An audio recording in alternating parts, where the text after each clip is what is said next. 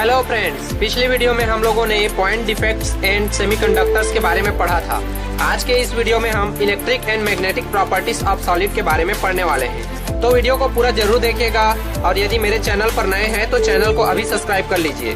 ऊपर आई बटन पर क्लिक करके आप पिछले वीडियोस को देख सकते हैं। तो वेलकम फ्रेंड्स, मैं हूं छत्रपाल सिंह राठौर और आप देख रहे हैं Nagarjuna coaching institute YouTube channel. तो चलो स्टार्ट करते हैं।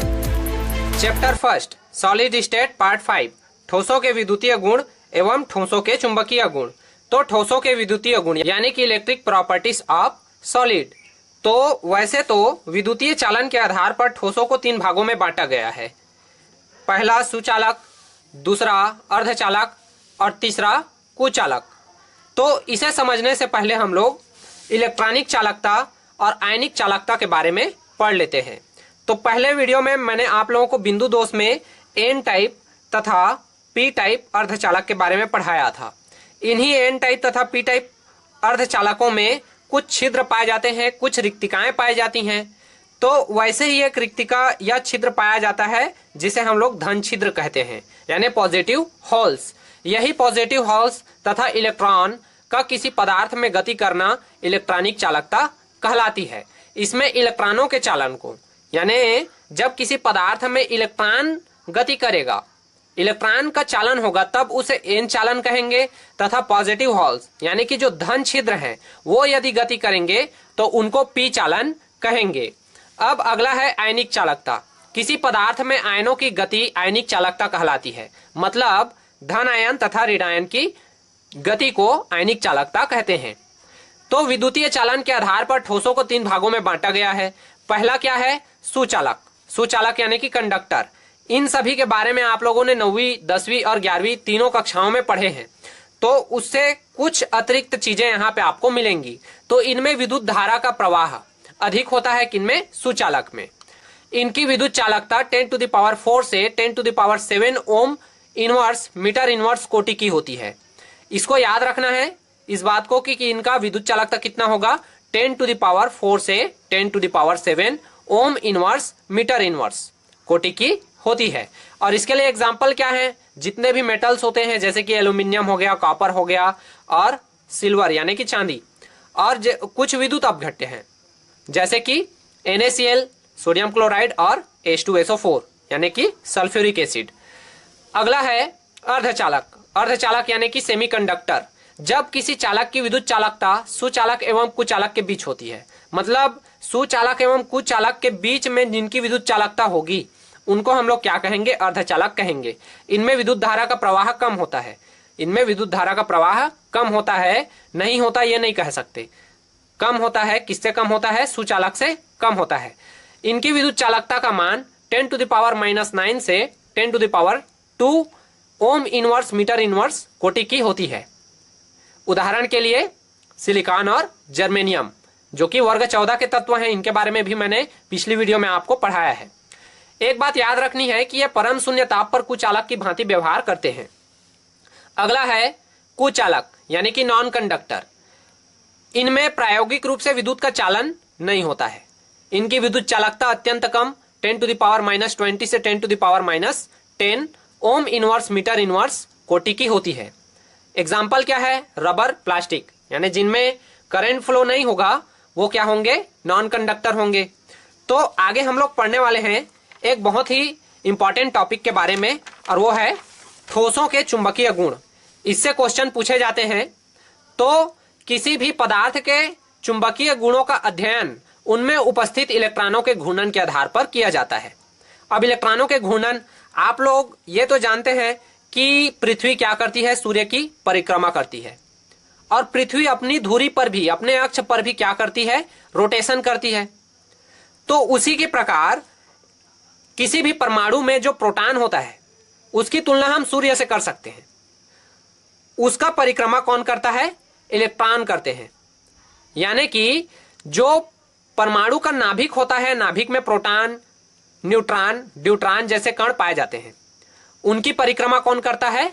इलेक्ट्रॉन करता है। और सेम अर्थ की तरह, जैसे कि अर्थ अपने धुरी पर ही रोटेशन करता है, वैसे ही ये जो इलेक्ट्रॉन है वो भी अपने धुरी पर रोटेशन करता है और साथ में इस पूरे नाभिक का भी रोटेशन करता है।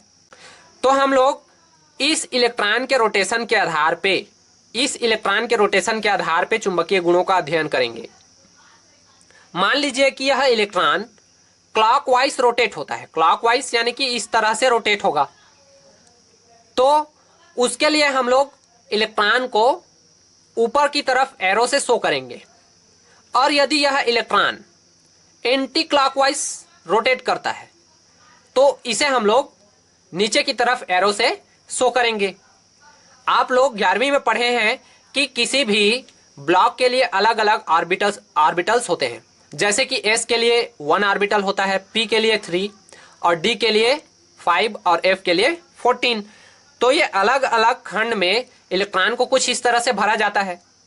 हुंड की अधिकतम बहुलता के नियम के अनुसार जब तक इलेक्ट्रॉन एक एक बार नहीं भर जाते डिब्बों में, तब तक उनका पेयरिंग नहीं होता है।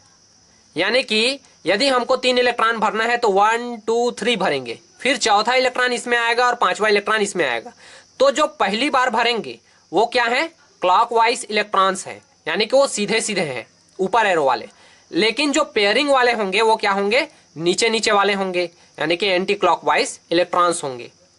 तो इन्हीं के आधार पर हम लोगों को चुंबकीय गुणों के अध्ययन करना है। तो हम लोग जानते हैं कि चुंबकीय आघूर्ण की इकाई बोर मैग्नेटॉन होती है, जिसे हम म्यू बी से प्रदर्शित करते हैं। 1 Bohr magneton is equal to कितना होता है, 9.27 इंटू 10⁻⁻24 एटॉमिक मीटर स्क्वायर, या इसे जूल टेस्ला से भी प्रदर्शित कर सकते हैं। जूलियस टेस्ला क्या है, AM के जगह में हम लोग जूलियस टेस्ला भी लिख सकते हैं। पदार्थों में 5 प्रकार के चुंबकीय गुण पाए जाते हैं। पहला है अनुचुंबकीय पदार्थ, दूसरा है प्रतिचुंबकीय पदार्थ, तीसरा लौह चुंबकीय पदार्थ, चौथा होता है प्रतिलौह चुंबकीय पदार्थ और 5वां होता है लघु लौह चुंबकीय पदार्थ। तो पहला है अनुचुंबकीय पदार्थ। अनुचुंबकीय पदार्थ ये बाह्य चुंबकीय क्षेत्र की तरफ आकर्षित होते हैं। इन पदार्थों के परमाणुओं में अयुग्मित इलेक्ट्रॉन पाए जाते हैं। चुंबकीय क्षेत्र से हटा लेने पर इनका चुंबकत्व समाप्त हो जाता है। एग्जाम्पल क्या है इनके लिए, ऑक्सीजन, टाइटेनियम ऑक्साइड और क्यूप्रस आयन, ऐसे फेरिक आयन है, फिर उसके बाद क्यूप्रस ऑक्साइड है, वैनेडियम ऑक्साइड है। तो युग्मित और अयुग्मित इलेक्ट्रॉन किसे कहते हैं, ये अयुग्मित इलेक्ट्रॉन है जिनमें जोड़ा नहीं पाया जाएगा, और युग्मित इलेक्ट्रॉन किसे कहेंगे, जिनमें जोड़ा पाया जाता है। तो इनमें सारे इलेक्ट्रॉन या अल्टरनेट क्रम में या कोई भी एक इलेक्ट्रॉन भी इसमें अयुग्मित है तो वो क्या होगा अनुचुंबकीय पदार्थ होगा। मान लीजिए कि इसको मैं पूरा भर दूं और एक ही इलेक्ट्रॉन को यहाँ पे अयुग्मित रहने दूं, फिर भी ये क्या होगा, अनुचुंबकीय पदार्थ होगा। यानी कि जितने पदार्थ चुंबकीय और आकर्षित होंगे अनुचुंबकीय पदार्थ कहलाते हैं। तो इसे समझने के लिए क्या करते हैं, एक एग्जाम्पल को देखते हैं। मान लीजिए इसमें से कोई एक एग्जाम्पल को उठा लिए, जैसे ऑक्सीजन ही हो गया। तो ऑक्सीजन का एटॉमिक नंबर कितना होता है, 8 होता है।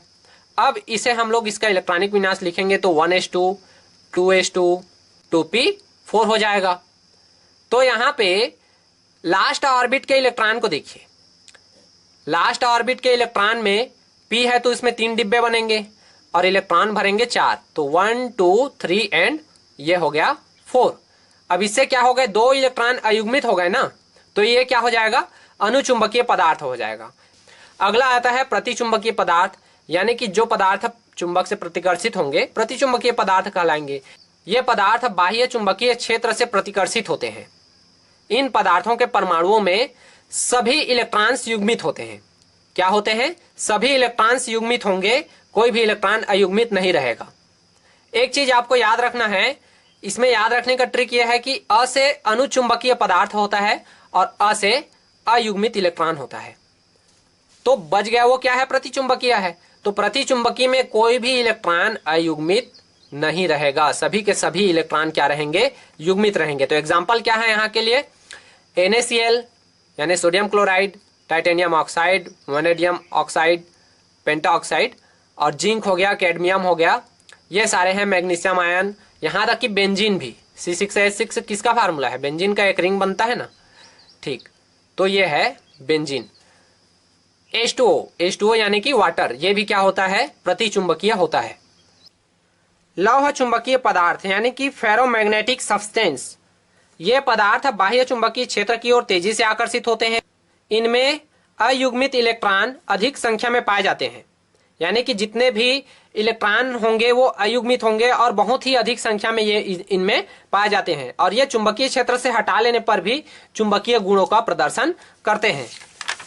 तो इसके लिए एग्जाम्पल क्या है, आयरन, निकिल और कोबाल्ट।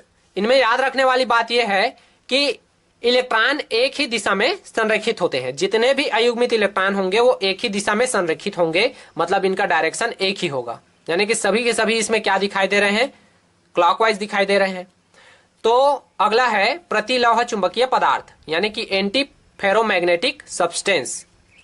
जब बराबर संख्या में अयुग्मित इलेक्ट्रॉन विपरीत दिशा में संरेखित होते हैं तो एक दूसरे के प्रभाव को निरस्त कर देते हैं।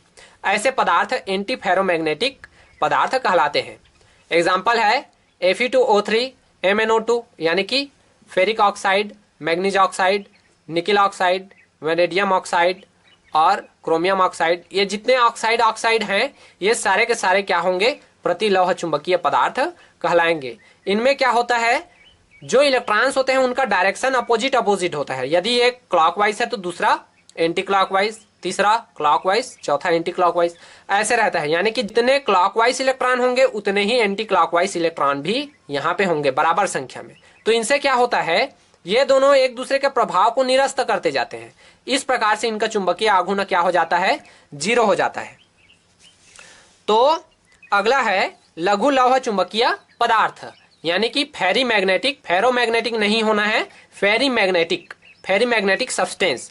जब अयुग्मित इलेक्ट्रॉन की संख्या असमान होती है, देखिए यहाँ पे अयुग्मित इलेक्ट्रॉनों की संख्या क्या थी, समान थी। यानी कि 3 यहाँ पे क्लॉकवाइज थे और 3 एंटी क्लॉकवाइज थे, लेकिन यहाँ पे अयुग्मित इलेक्ट्रॉनों की संख्या क्या होंगी, असमान होंगी। यहाँ पे देख सकते हैं कि जो क्लॉकवाइज इलेक्ट्रॉन है वो कितने हैं, 1 2 3, और जो एंटी क्लॉकवाइज इलेक्ट्रॉन है वो 1 और 2, यानी कि यहाँ पे दोनों का संख्या क्या है, असमान है। तब ये एक दूसरे के प्रभाव को निरस्त नहीं कर पाते और इनका चुंबकीय आघूर्ण शून्य नहीं हो पाता। ऐसे पदार्थ क्या कहलाते हैं, फेरीमैग्नेटिक पदार्थ कहलाते हैं। एग्जाम्पल के लिए Fe3O4 और MgFe2O4 ये फेराइट होते हैं। ZnFe2O4 ये भी फेराइट होते हैं। तो इनमें क्या पाया जाता है, लौह चुंबकीय गुण पाए जाते हैं। तो इस प्रकार से आप लोगों ने ठोसों के विद्युतीय गुण एवं ठोसों के चुंबकीय गुण के बारे में पढ़ा, और इस प्रकार से हमारा यह चैप्टर समाप्त होता है। नेक्स्ट चैप्टर हम लोग विलयन के बारे में पढ़ेंगे, तो विलयन चैप्टर को पढ़ के रखिएगा। जय हिंद, जय भारत।